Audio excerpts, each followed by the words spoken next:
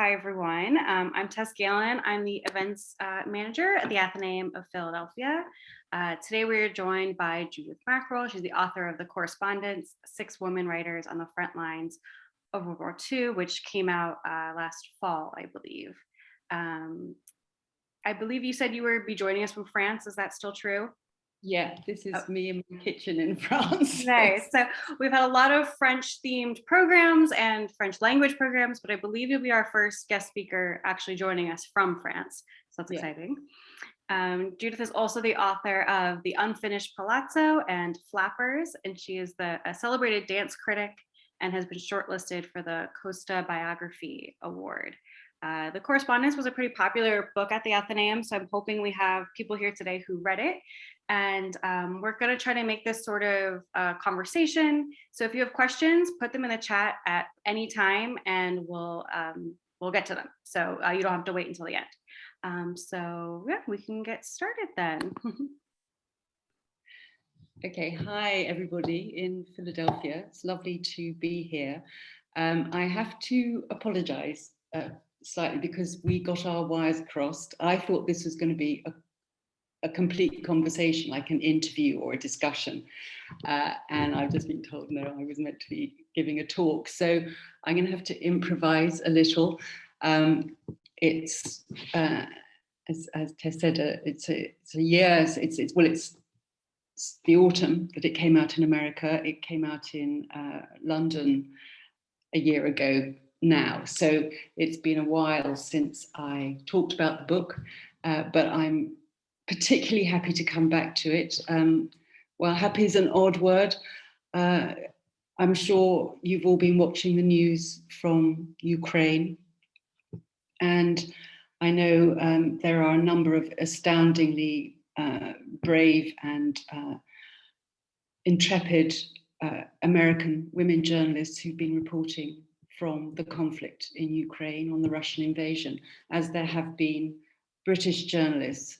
And I never thought when I was writing this book that scenes that I described from Europe, from the Nazi and the Russian aggression back then, would be repeated so close to home in my time, and that the experiences I was writing about with my own 6 women correspondents that I chose to write about in World War II, how those experiences would prefigure all some of the nightmarish and heroic and extraordinary experiences that women like Christina Lamb, Christina Ward,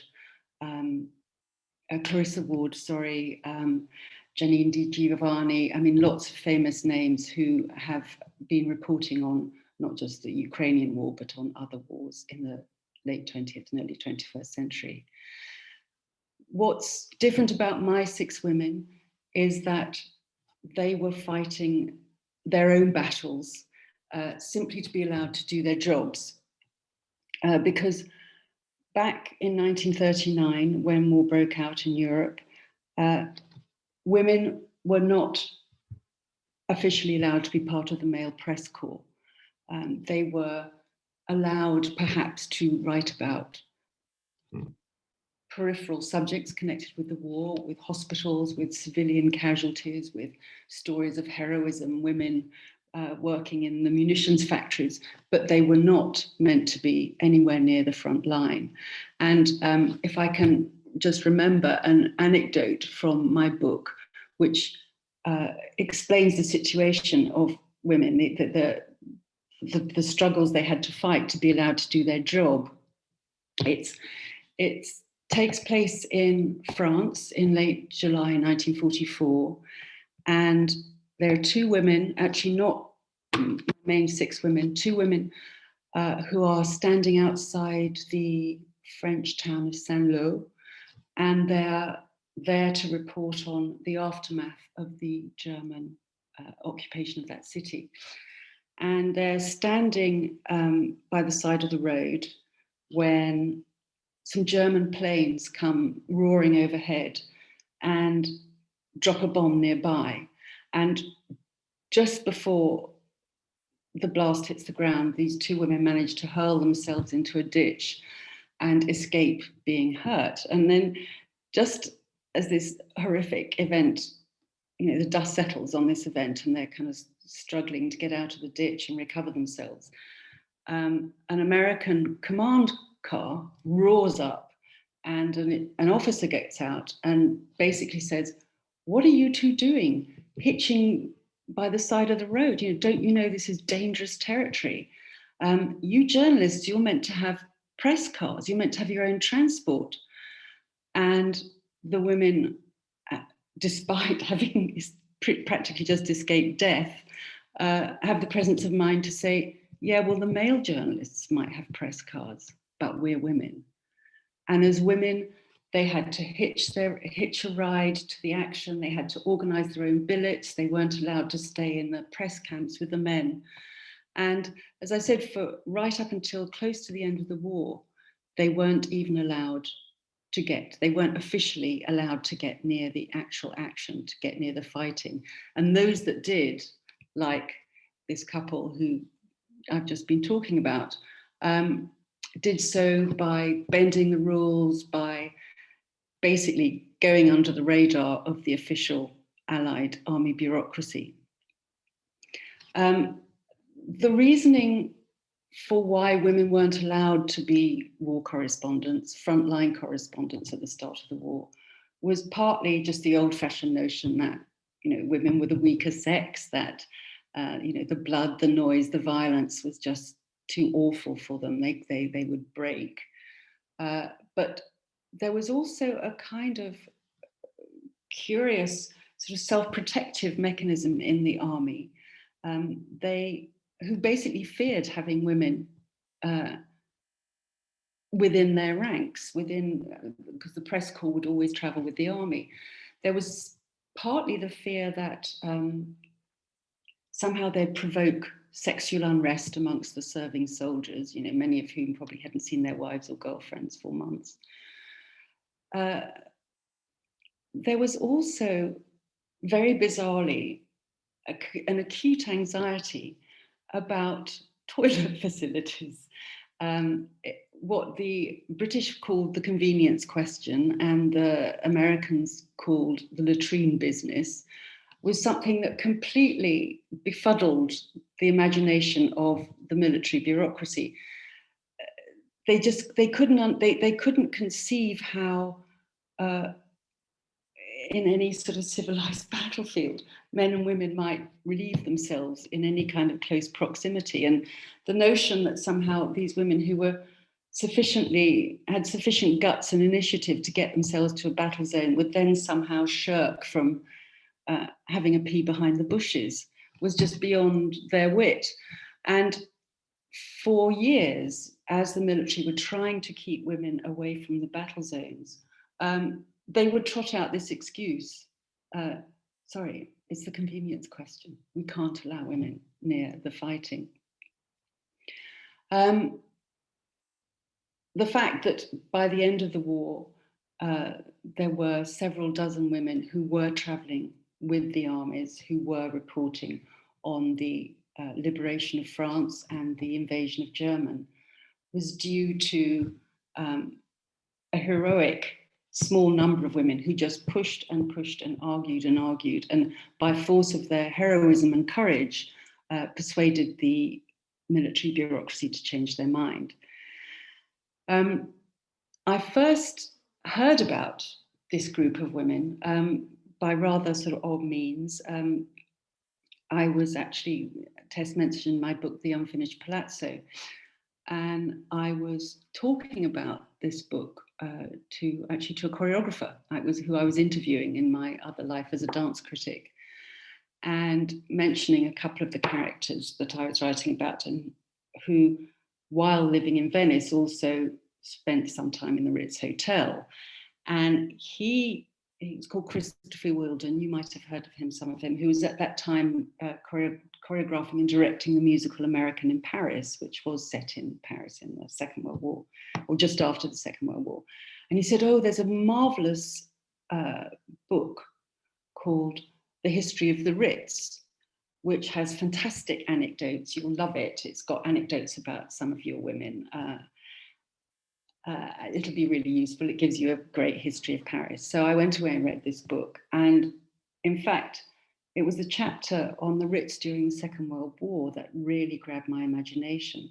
And in particular, the story of one American female journalist who arrived in Paris the day after it was liberated from the Germans. Her name was Helen Kirkpatrick. And the anecdote in this book was all about how, having just arrived in Paris, she was invited to lunch at the Ritz by Ernest Hemingway and various other lords of the American press. And Hemingway, for those of you that don't know it, was a real macho writer, and he was already spreading stories around Paris that basically he had helped to liberate the city, and he'd certainly helped to liberate the Ritz Hotel from its occupying Nazis. And so Helen arrived at lunch with Hemingway and his other guests, and it's all marvelous, and everyone's drinking all the wine that's been liberated from the cellars. They're all drinking, they're all swapping war stories, which of course being men, get more and more preposterous and egotistical as more and more drink is consumed. But at a certain point, Helen leaves the table and says, look, it's been lovely chats, but I've still got my job to do. I've still got to report on what's going on in Paris. It's time for me to leave. Hemingway says, oh no, sit down, daughter. You'll never again say that you were lunching with Hemingway at the Ritz the day after Paris was liberated. And Helen's going, right, sorry, I'll leave you where you are. And in fact, when she leaves the Ritz and goes back out into the completely tumultuous streets of Paris, she scoops the story of her career. She discovers that a service of thanksgiving is being held at Notre Dame for the heroes of the resistance and the French generals. And so she goes to see what she can find out about it. And when she arrives, it turns out that German snipers who've been left in Paris in order to harry the Allied push have been positioned in the roof all around Notre Dame. And when the generals arrive and everyone starts to go into the cathedral, they open fire. Huge, terrified reaction from the crowd, who all surge into the cathedral for shelter, only to discover there are more snipers inside. And for a moment, it looks like there's going to be a terrible massacre. The generals are going to be shot, bloodshed all around. In fact, the resistance heroes all have their own rifles and they shoot back. Helen herself is nearly killed, but it's the most amazing story, and she's one of only 2 journalists present to report on it. And when I read this story about her courage, about her kind of besting of Hemingway, I thought, God, that sounds an amazing woman. Maybe that's my next subject. So I researched her, discovered a lot about her, but realized that probably what I needed was to find a group of women whose experiences and stories would give me a spread of narrative about the whole of the Second World War. So I read more, thought about it all, and ended up with 6. Helen Kirkpatrick, and my second one was a German-American woman called Sigrid Schultz. Sigrid was amazing for me because she actually lived and worked in Berlin, all during the rise of the Nazis and Adolf Hitler's coming to power. And her experiences as bureau chief of the Chicago Tribune were revelatory, both in terms of the reporting she was able to do about, the increasing horrors under the Nazi regime, the imprisonment of all political opposition, the sending east of of Jews to camps. But also the courage in which she battled to publish much of what she found out, because of course the Germans, the Nazis were reading with a beady eye everything the foreign press published. And although they weren't officially censored, if a journalist went out of line, they could be imprisoned, deported, or worse, could meet with an unfortunate accident. And it was in 1935 that Sigrid realized just how precarious her situation was when she received a phone call from her mother saying, come back to the flat quickly. Strange envelopes being delivered to the flat. Sigrid rushes home from her office, opens the envelope and discovers that inside are what clearly look like plans for an aeroplane engine. And as she wrote in her biography, something like, if these were discovered on me, it would be the end of me. And just as she's looking at these papers, she sees outside the window 3 guys who she recognizes as Gestapo agents walking up to her building. So she basically just has time to burn the papers in the grate when the agents, and then goes out to meet the agents and said, whatever you think you're looking for, it's not there. So she earns a reprieve, but for the next 3 years, until war breaks out, she's treading an increasingly perilous line. And it's in order to write her most hard-hitting critical reports, she had to, at one point, invent an alias for herself in order to gain some protection for herself and her sources. She remained in Berlin, which was essentially her front line, until 1941, when it just became too dangerous for her to stay. And she would, in fact, return 3 years later from America in order to report on the final collapse of the Nazi regime.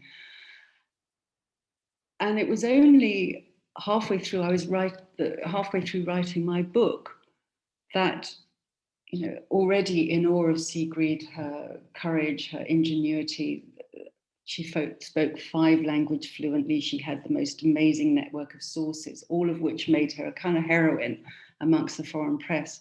I didn't realize how extraordinary she was until I got in contact with a group of local historians in Westport, Connecticut, which was the town where Sigrid retired to, and discovered from them that they had been doing a bit of research into Sigrid's life, had discovered some papers that no one knew the existence of. And they told me the extraordinary thing that Sigrid's mother was Jewish, and that therefore, by Nazi reckoning, she herself was a Jew. So not only was she putting her life on the line every day, reporting on the Nazi regime, if they had ever found out that she was Jewish, that would have been it for her. So she was, as my second woman, she was, as I say, yet another kind of beacon of heroism that, made me feel that I had a pretty wonderful story to tell here. If Berlin was Sigrid's front line, for Martha Gellhorn and Virginia Cowles, 2 other American correspondents, their apprenticeship was in Spain in the Spanish Civil War. Martha Gellhorn went out in 1937 with Hemingway, who she would eventually marry before she came to hate him. And for them, the fight, the Spanish Civil War was absolutely, for them, a turning point in democracy, where the free Spanish Republicans were defending Spain against the army of the fascist general Franco. And there was absolutely in that war no strictures against women. I mean, women were fighting in the Spanish Republican Army, so there was no issue about women reporting. But when Martha got there, she discovered obviously that most of the other press corps were male, and she herself was suddenly very anxious that, having only ever written fiction or peacetime journalism, she had no idea what would make a war story. I mean, she was with Ernest Hemingway, she was in Madrid, which was besieged on all 3 out of 4 sides by the fascist troops. So she was going to the nearby fronts. She was suffering constant bombardment from fascist shells. She was seeing a city at war and putting herself in danger every day. But she kind of fretted that didn't something really cataclysmic have to happen in order to make a story. And in fact, it was Hemingway who gave her the best advice of her career, which was that war reporting didn't have to be about movements of tanks and armies. It didn't have to be about melodramatic battles. It could be about the daily life of civilians, the daily life of soldiers. And that very human perspective that Martha wrote about from Spain, and which she would continue to write about wars for the rest of her life, would become her trademark. And if not the trademark of all female journalists, I think it has been a tendency amongst women that they see wars in the round as not just, as I said, military strategy, battle numbers, battle losses, but what it's like to be a woman trying to bring up children in a besieged city, what it's like to be a young GI soldier far away from home, defending an outpost, not knowing whether that's going to be his final day. So that notion of being the eyes and ears and heart of her readers was something that mattered very much to Martha, and I think is a mark of some of the real greatest war journalism, that where we either through watching our television screens or listening to our radios or reading reports in newspapers, that we feel as civilians what it's like to be in a war zone. When Virginia Cowles also arrived in Madrid when Martha was there, and Martha was pretty scathing about Virginia when she arrived. Virginia had sort of started out as a journalist writing society columns. She was a kind of flapper journalist. And she arrived in Madrid really looking as if she had dressed for a Manhattan Tea Party in a little fur jacket and tailored wool dress and high-heeled black suede shoes, which, as she would discover, were completely inappropriate for kind of crawling through muddy trenches and actually even getting around Madrid with all its shell holes. But if Virginia didn't look like a war correspondent, she was no less ambitious than Martha and no less committed to her work. And she did use her charm and her very feminine appearance to get stories that other people couldn't get. One of them, remarkably, was when she was driving out to a front one day and her driver got lost, and they ended up mistakenly at the HQ of a Soviet battalion. The Russians were in Spain unofficially to help the Republicans, just as Germans and Italians were in Spain unofficially to help Franco. And journalists were not meant to be talking about the Russians, writing about them, acknowledging their presence, because it contravened international law. So when Virginia first encountered this Russian camp, she was sent back to Madrid with, flea in her ear. But the general in charge of this Soviet camp was utterly charmed despite his strict Soviet upbringing, utterly charmed by this decadent American journalist. And he invited her back for lunch a few days later, promising her a kind of exclusive interview. And having got there, she was then held captive by the general for 3 days because he decided that it was very sweetly, it was his mission to convert Virginia to Marxism. And for 3 days, he fed her champagne and locally shot partridge and talked to her very earnestly through an interpreter about principles of communism, partly because he just wanted to spend time with this rather beautiful woman, but partly out of genuine concern because, like all good Soviets, he believed the revolution was going to spread across Europe and across the Atlantic. And once the barricades were up, he was very concerned that Virginia would be on the right side. I mean, she was amazing, Virginia. She, having had this escapade, she then succeeded in getting behind the lines of Franco's forces as well, which was incredibly dangerous for any journalist to cross sides. They could easily be accused of being a spy and shot. And she was literally one of a handful of Western journalists who managed that, and who was then actually able to go back to London and inform the British government that clearly Hitler and his fascist counterpart Mussolini were using the Spanish War as a preparation for a larger war in Europe. And it was another of my women who scooped the outbreak of war in 1939, and she was called Clare Hollingworth.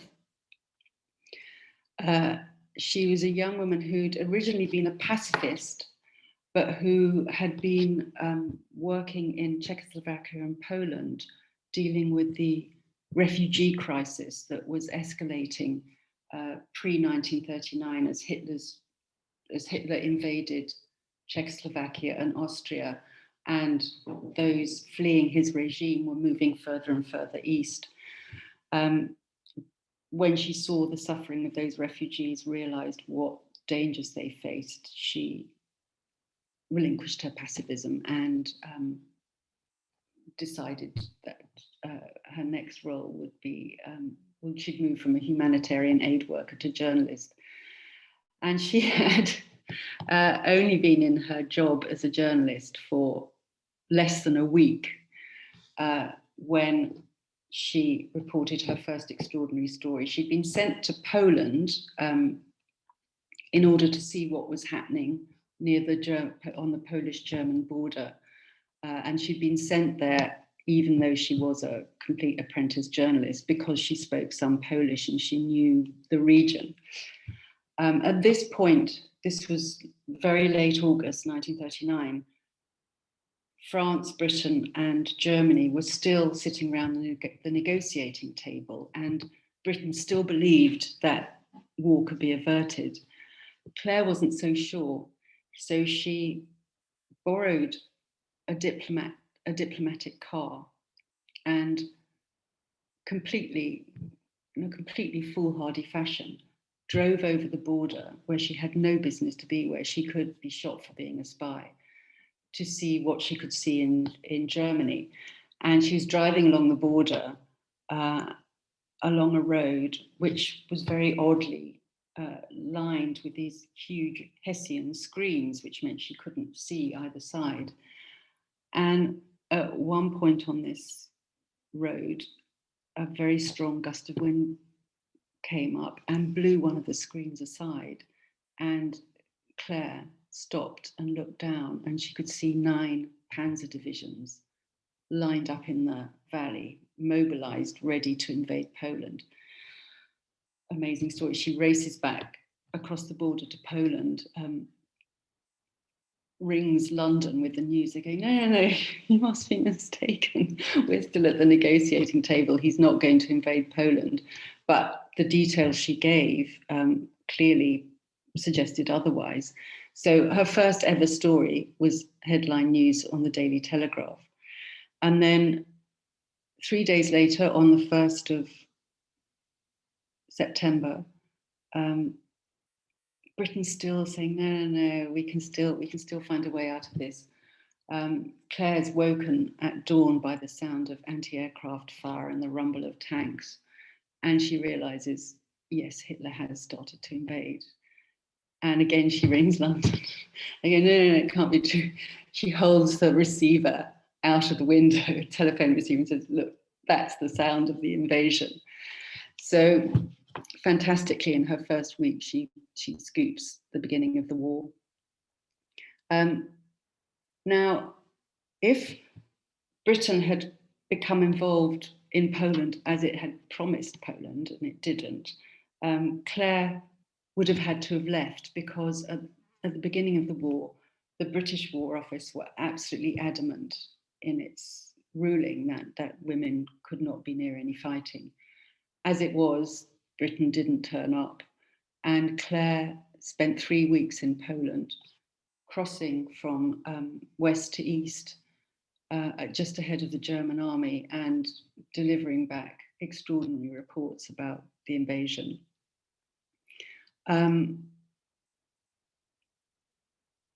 As I said, in these first few years, it was always very hit and miss whether women got to war zones or not. As I said, they either had to do so by expressly disobeying the rules, or getting special assistance, or just blagging their way somehow.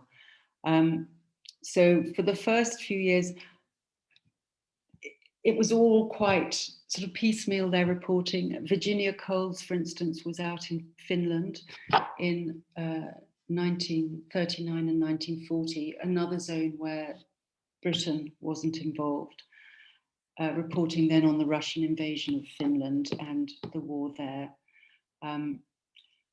Clare was out in North Africa at a certain point, as was Helen Kirkpatrick. And gradually, they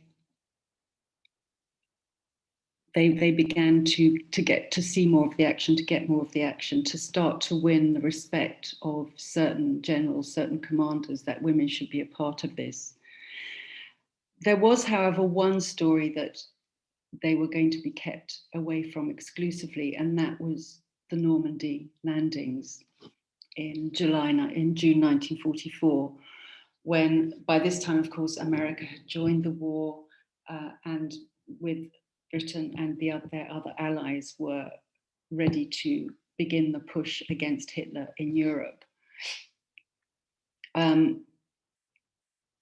I think there were 550, if I remember rightly, journalists who were allowed to cross the Channel with the Allied forces to report on the first of the Normandy landings. And of course, none of them were women. Hemingway was one of the men. And by this time, since his marriage with Martha was hideously fraught and competitive, she was particularly furious that her husband was going and she wasn't being allowed to. And having sat through one press conference when they were just being relayed secondhand news, Martha decided that she would just get there on her own steam. So she got a train down to the south coast of England, from where the Allied Armada was leaving for France, blagged her way past one of the guards, said she was just there to interview some nurses who were going to be crossing on one of the hospital ships, walked up the gangplank, locked herself into an empty bathroom, and basically rode stowaway to France. And when she arrived, it was day two of the invasion. And as she said, she came out on deck, and it was like, she said, I was in the biggest naval traffic jam in history. I mean, there were ships stretching as far as her eye could see. And it was brutal. I mean, there were dead bodies bobbing around in the water. There was blood and mud. I mean, the noise was horrendous. As I'm sure you all know, I mean, those early waves of soldiers trying to beat back the German defences suffered terrible, terrible losses. Now, none of the male journalists were meant to land. They were meant to report all this from small craft, small ships close to the shore. But because Martha was on board a hospital ship, she asked if she could help. And one of the tasks of that medical team was to go ashore and collect injured soldiers and bring them back to the ship where they could be ferried back to England for treatment. So that evening, Martha goes ashore in one of those surgical craft, and for 24 hours is on Omaha Beach, looking for bodies, bringing them, loading them back into the ships, into the boats that will ferry them back to the main ship, and is seeing and hearing firsthand the battle that's raging around the coast of Normandy. And I can remember one detail. She says it's within all the kind of the hideous smell and the smoke and the burning tanks, the screaming men. She said you could still smell the smell of fresh summer grass from the sand dunes, and it was for her the most kind of surreal moment, that surreal detail that in this beautiful coastline, there was still a scent of summer, even though such dreadful, dreadful carnage was being waged on those beaches. So the story she wrote easily outscooped her husband, but she had to pay a big price for it because she had disobeyed the rules set by the Allied military, and they basically took away her accreditation, which was her official press card, and tried to lock her up in a nurses' training camp just outside London. But by this point, she's just completely doesn't give a stuff about any of them, finds a hole under the perimeter wire of the camp, rolls through it, hitches a ride to Italy, a flight to Italy with a pilot. She says she's looking for a lost fiancé. Everyone believed, as Martha said, any little lie will do as long as it gets you where you want. And she ends up in Italy and then in France for the remainder of the war. Now, my sixth woman, yes, I think sixth, is the most unlikely of all the journalists. Lee Miller, who was a fashion model for Vogue. She was the mistress and muse and collaborator of the great surrealist photographer and artist Man Ray. She was one of the darlings of 1920s left bank Paris. She was a celebrity back in New York, photographing socialites, fashion models, artists. And she had really very little interest in current affairs. But in 1939, she'd just fallen in love with a British art collector called Roland Penrose. And she came back to London with him, to live with him, just as the war broke out in September 39. And during that early period of the war, as German bombs rained down on London, Lee suddenly found the inspiration that she'd always been looking for with her camera, that there'd always been something about her life that eluded her, that she felt it was somehow superficial, that she hadn't really found her true subject as a photographer. And in war, she felt she found it. And having produced some extraordinary, beautiful, haunting images of the Blitz, she managed to get her army accreditation to theoretically not write about the war itself, but about, for instance, young women training to be military nurses, about women who were manning the anti-aircraft, the searchlights in London, women who were flying transport planes and lorries, driving lorries. And she was amazingly fortunate in that the magazine she was principally working for was British Vogue, and that her editor, Audrey Withers, was a very, very advanced woman who realized that in wartime, it was no good just running stories about fashion and society and makeup, that Vogue needed to be on hand, as up to date and as au courant with the war as any other publication. And Lee was sent out to Saint-Malo in northern France in August 1944 to cover a story, what she thought was a story about a liberated city and about how the civilians were returning to normal life. When she got there, she discovered that some intelligence wires had been crossed, and in fact, the Germans were still in Saint-Malo, and an absolutely bloody battle was being fought between the Americans and the Germans for possession of Saint-Malo. And as Lee gloated, suddenly I found myself in the middle of my own private war. And like Martha before her, she exploited that situation to the max. The American soldiers absolutely loved her. They would take her to any bit of the action that she wanted to see. And although she too had to pay the price when the bureaucrats found out that she disobeyed the rules and was actually in a war zone,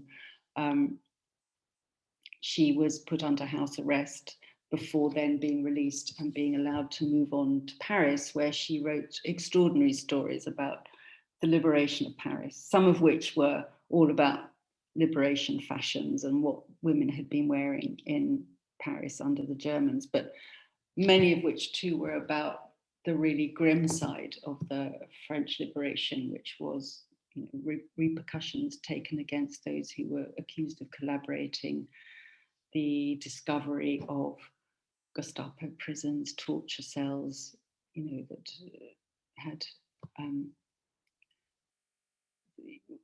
with which the Germans had tried to fight back against the growing French resistance. It was in Paris, though, in the autumn of 1944, that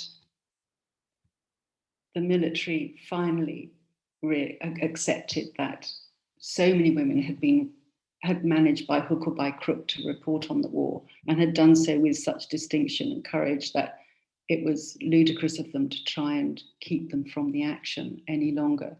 So a small number, a few dozen only, were given permission to become part of the male press corps, to travel with the press corps, to be billeted in press camps along with the press corps, to use all the facilities that male journalists had taken for granted for so long during the fighting. And it was that small number of women who moved into Germany with the Allied armies and who were there at the liberation of the concentration camps in the East. And for all of them who went there, Sigrid, Helen, Lee Miller, Martha, those were the 4 of my 6 women who were present at the liberation of some of the camps. It was a searing experience that would affect them all of their lives. I mean, Lee Miller, who took desperate images of Dachau and Buchenwald, Martha Gellhorn, who went and toured the camp and got many stories from some of the survivors.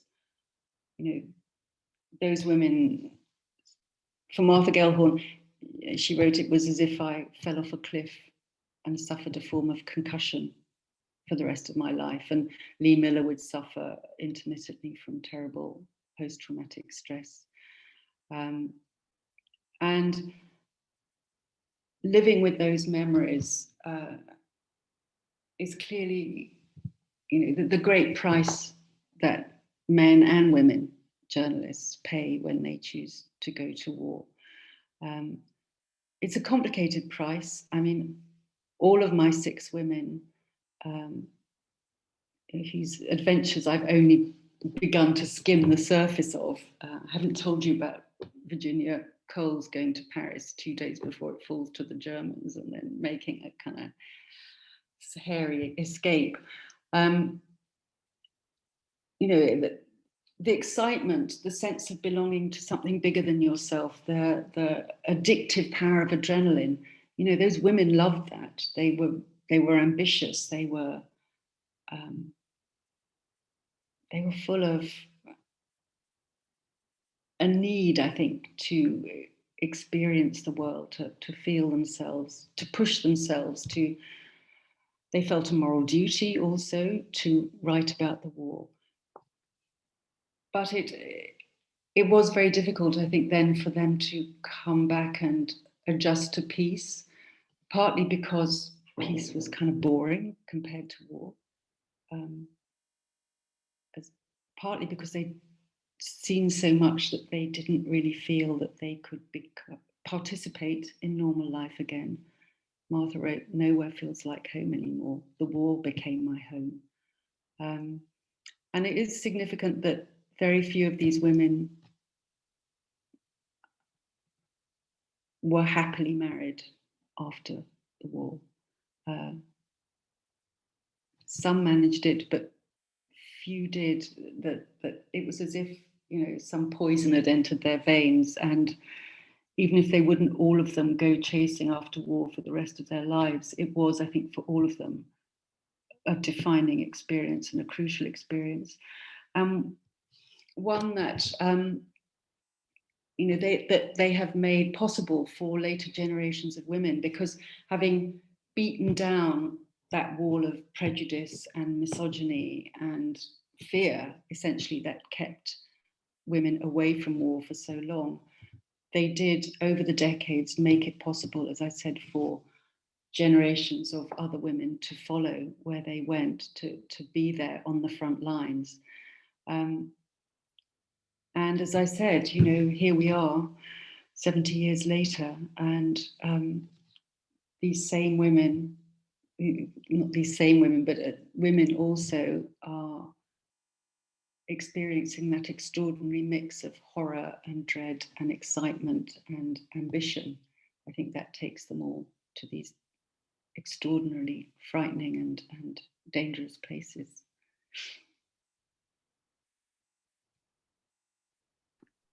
Thank you. It was fascinating. Since Lee Miller was the last one you mentioned, I'll just start with this question. If you've seen the Lee Miller exhibition at the Dali Museum in St. Petersburg? No.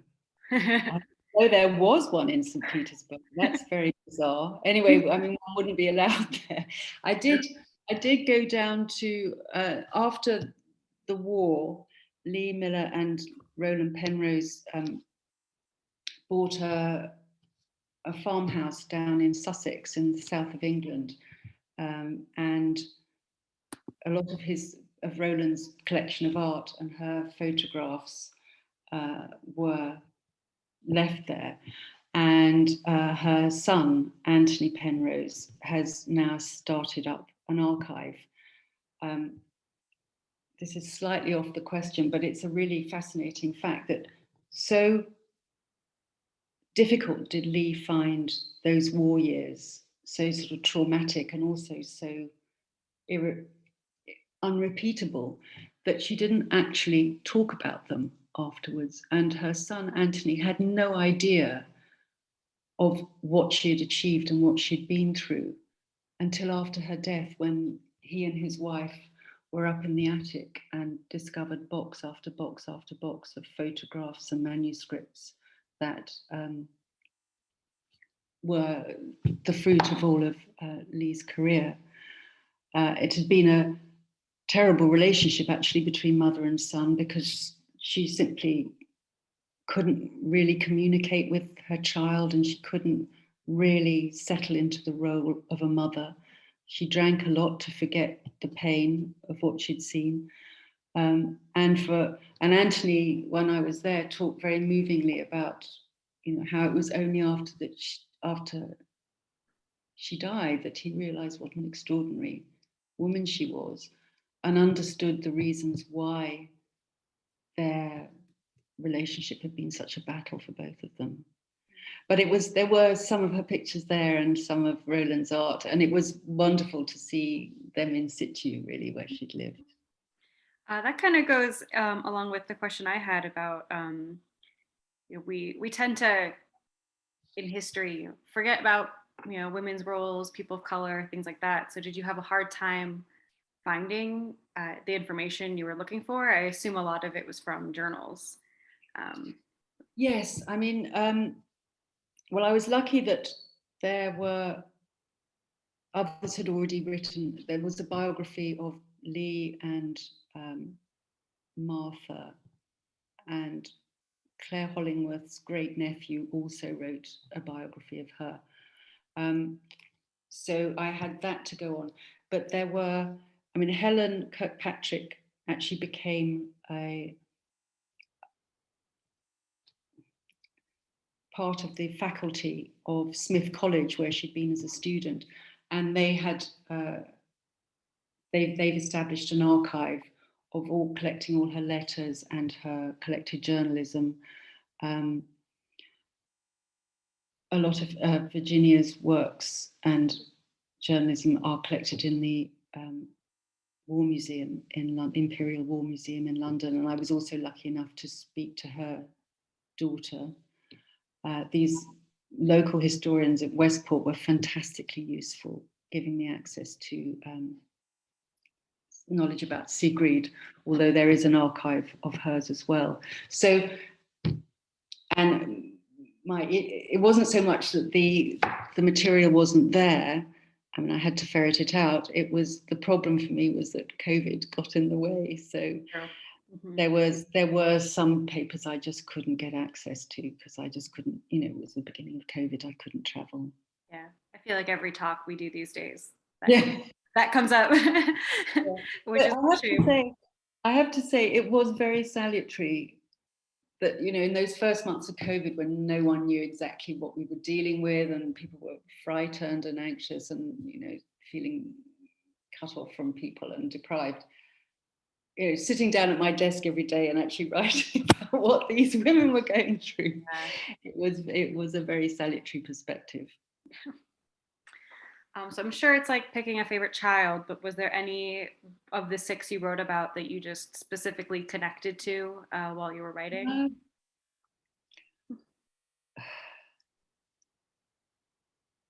Virginia, I think, would have been the most fun to have been, because she did persist with those high heel shoes through a lot of the war. That probably would have been me, so I understand that. And she was really sociable, so I think she would have engaged. I mean, Martha there was a severe side of Martha that I think could be quite tricky, but her politics, I mean, she was very, very politically committed and hugely admirable.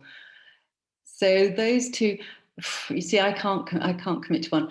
I also got very fond of Helen Kirkpatrick, who she was like over 6 foot tall, very thin, rather and with quite a dry manner, but actually she was hilarious. Some of the things she wrote were just wonderfully funny and very self-deprecating. I saw I think C-SPAN ran a video of a group of war journalists, Second World War journalists, all in their 80s, discussed it, reminiscing, and the interviewer said something about to Helen, "Oh, what was it about you as a female journalist, that put you ahead of the field?" And Helen was like, "Well, you have to ask the field about that." I mean, which is slightly a convoluted joke, but it was typical of her that she would always deflect attention away from herself. I thought, and I just loved that she bested Hemingway in the Ritz Hotel.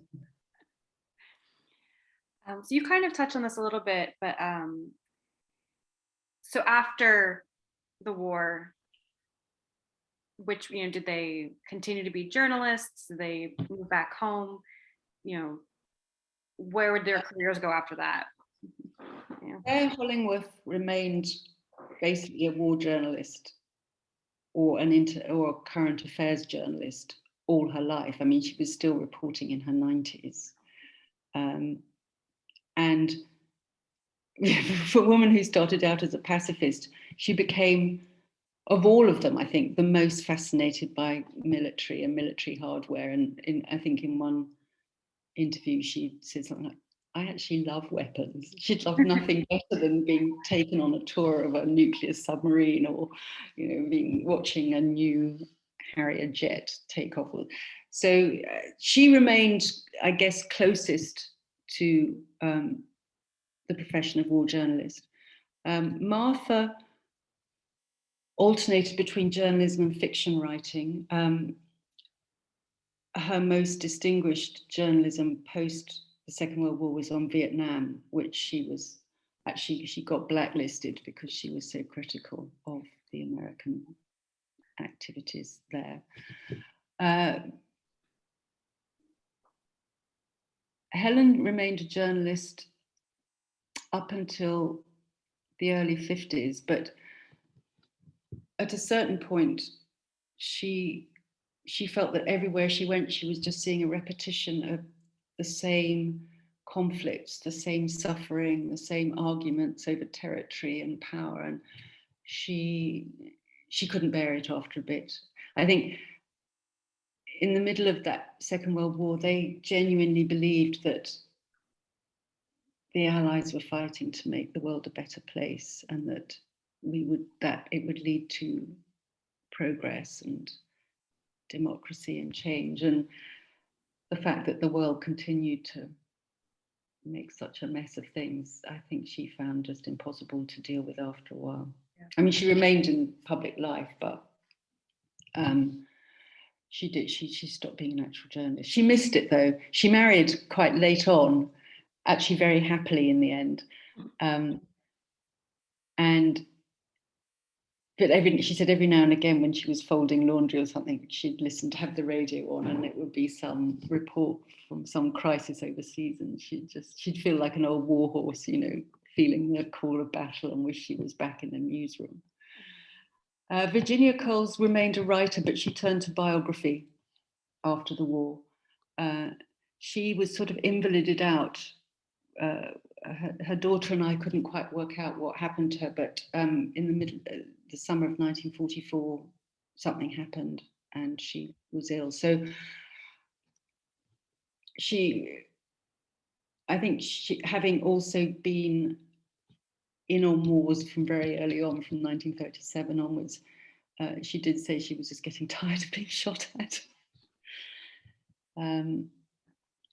So yes, I think it was a very formative experience for all of them. But what must also be said is that, as we all know, the 50s was a decade in which women were being encouraged to go back into the kitchen. They'd been sent out to do men's work all during the war, but when the men returned from war, they wanted their jobs back. And Sigrid, for instance, wanted to be a journalist for the rest of her life, but was absolutely, when she got back to America, essentially there was no place for her. The male journalists were taking over, and also, foreign news desks were being scaled down because the Second World War, in a kind of perverse way, was a fantastic opportunity for women because it was a huge conflict. It was global. So journalists were needed everywhere. And, when the sort of supply and demand, I mean, editors needed boots on the ground. And if they couldn't be men, then they would be women. But obviously after the war, there weren't those opportunities. Mm-hmm. Well, it is 3 o'clock or whatever time it is for you. So thank you so much for doing this for us. There were a few more questions, but my cat keeps meowing for dinner time. So Okay, well, I'm sorry, it was all a bit of a muddle, but I No, hope that's perfect. Sometimes, people read off a script and it's like too planned, and I don't like that. So this was perfect. Okay. So yes, this will be up on our YouTube channel, but probably not for a couple of weeks. We try to kind of delay releasing them. But if you go to our website, philathenaeum.org, there are plenty of more upcoming programs. Most of our programs for the next 4 months are virtual because we are closed for renovations, so no building to go into. But you can always reach us online, and so thank you again. Okay, thank you. Well, yes, would have been nice to have seen you all. Yes, if you're ever in Philadelphia, our doors will be open in October, so Okay, hopefully we can see you sometime. Okay, thank you so much for inviting me. Of course, thank you. Yeah, do I just press leave now? Yes, I'll close it. Have a good night, everyone.